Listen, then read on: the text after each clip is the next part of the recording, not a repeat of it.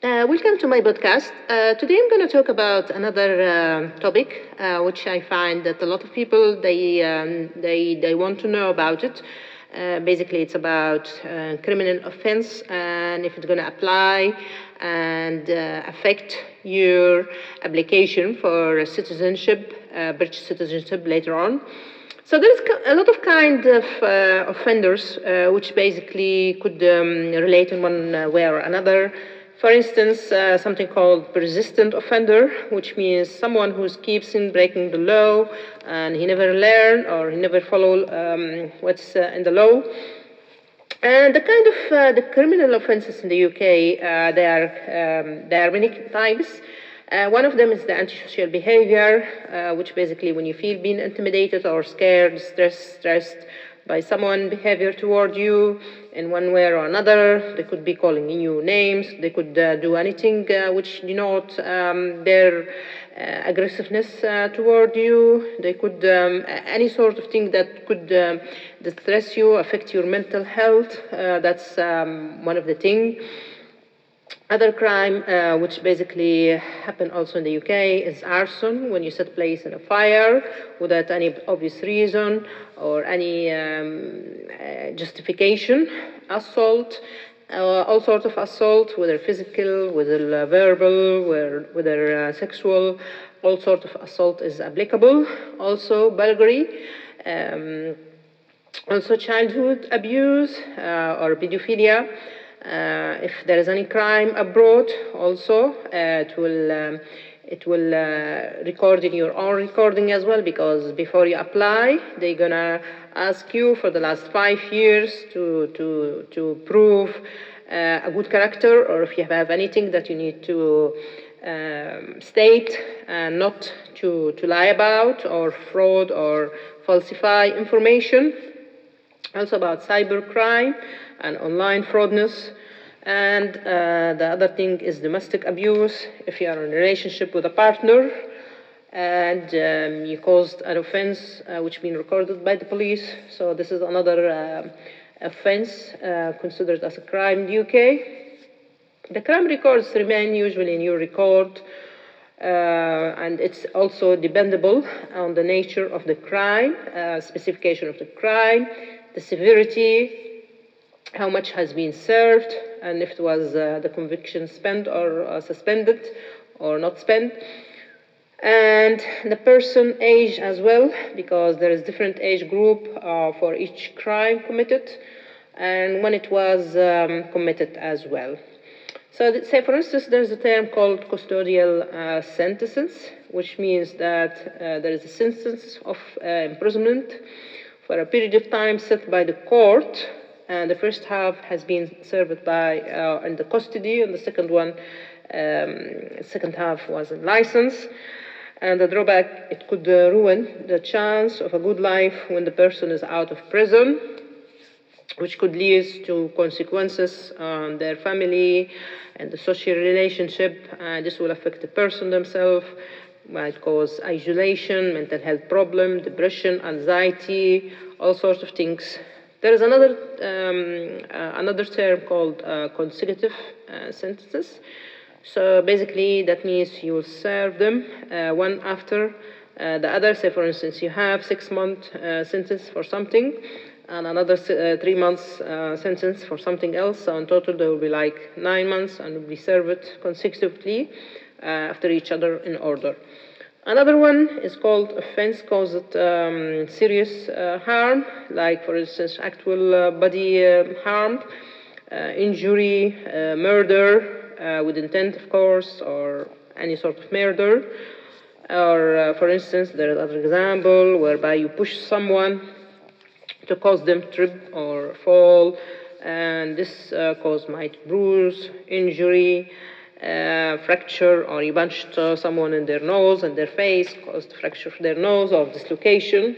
So all of that come under the umbrella of wounding with an intent. There is another term called non-custodial sentences. So it means don't include the imprisonment, basically, but include discharges, fine, community order, or it could be a combination of all, say for instance fine, probation order, or a combination of probation and a community service, which can be for at least 40 hours or less than 240 hours, which can be completed within a year. And if you don't work the hours as instructed, it means that you're going to be returned back to the court, and another sentence or a fine will be issued in that condition if you break the terms has been instructed to follow. The other thing is called probation order, and it's usually for those who are 10 years or old and served by probation officer in the community for a certain period of time, which basically between 6 months to 3 years, and it might impose additionally by the court to go and basically, like for instance in alcohol, people will be sent to the rehabilitation center or go for a day center or receive any other medical treatment or counseling. So that's one of the conditions. And also, if you're not following, the order has been instructed, you will re-go back to the court again for another sentences or issuing a fine. And it could be also sometimes combination of orders, like for instance the probation order and community service order that could last between 1 year to 3 years for the probation order. However, the community service will be serving between 40 to 100 hours. And another one called, another offense can, services can be called custody probation order, which is basically for serious offense, and usually for the age of 17 and over, and it will be with a supervisor between 1 to 3 years. Another term called enhanced combination order, which is basically alternative to a prison sentences of 12 months or less. So it's termed by and conditioned by the period of time, which basically a year or less, which involve as well rehabilitation, rehabilitation, restorative practice, and must be with the probation officer to review their compliance, which is 1 to 3 years. And in that condition, you have to do unpaid work in the community and take part also in the victim-focused work with psychological assessment and treatment.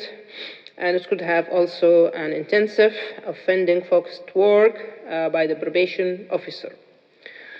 Another thing, another term is called conditional discharge, which means that the offender will be absolved, which means that the charge will be dropped and will not considered as offender from the punishment if they didn't commit offense in the period indicated by the court, which is basically 1 to 3 years.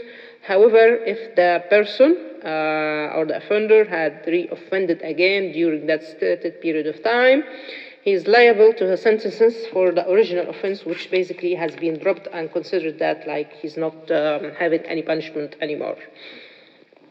Another term called absolute discharge. In that condition, as it's stated, the offender will be released unconditionally without any penalty, and the sentences can be done by the court, and it could be lenient in that condition. Another term called bending over, which means if the person show a good behavior, and if the person has, for instance, broke that behavior by another offending, he will be fined by the court. And now this will take us to the road traffic offenses, because there is a lot of road traffic offenses which can be penalized by penalty points, which depend, of course, on the seriousness of the offense itself, and can be endorsement or disqualification from driving. Each of the three have their own term and condition. and how it's applicable in those kind of situations. So from that concept, criminology is one of the most frequent grounds cited by the Home Office to refuse any applicant to become a citizen of this country, of the UK. And so in that condition, it means any concealment, whether intentionally or unintentionally, or lack of the truth or frankness, this will always raise doubt and will reflect poorly on the applicant character, including where they just falsify knowingly a person's details like the date of birth, name, nationality. So all of that will affect in one way or another. And for instance, there is another condition. If, for instance, in regard of the road traffic offenses, say for instance, if you have, for instance, refused the application, or you have, for instance, imprisonment between 12 months to 4 years, this will be declined, their application, unless they passed like 15 years since the end of the sentences. So it's about the time and the criminology itself. And if it's also with a frame time of 4 years or more imprisonment, so that's another thing which will refuse the application for the British citizenship as well. So it means from that regard, any applicant should and must declare any pending criminal conviction in this application. So it means if there is any previous one, or if there is something currently which is pending conviction, all of that should be considered and maybe considered spent for other purposes. So you have to have declare all of that and not to falsify information or try to justify by yourself or think that they don't know about it. So all of that is very important to know. And there's a new rules which has been introduced and come to an effect this year, the 31st of July, for any at least with 12-month prison sentences. So this will affect their application as well. And care and work-wise, always there is an application which asking about if there is any conviction and if there is any crime, you need to declare as well. And don't assume that if you don't state it, they wouldn't even know, because this will affect your career in the future. So it will cause the work to be revoked and dismissed, which won't look nice, and this will be in your own record and will affect in the future in many situations and in any forms. For the traffic offense, that disqualify you from driving. So it's basically if you drive, for instance, without care or without attention, or if you caused an accident and failed to stop, or you used a vehicle with defective brakes, or a vehicle with defective tire, and of course, if you drove a car without car insurance, this is considered very serious offense and will cause issue in your criminal record, which means if you in the future wanted to do a car insurance, this will cause you an issue. You wouldn't find any insurance that will accept you, and even if they accept you, they might cause a very high price on you, which is called prime. And in that regard, you have always to declare and state information to the truth, and not only to the truth, in order to not cause you an issue in anything that you need to apply in the future. So I thought just to summarize all of those information, because I felt it's very important to just bring to an attention for anyone wanted to know about criminology and how it could affect applying for the British citizenship. Thank you.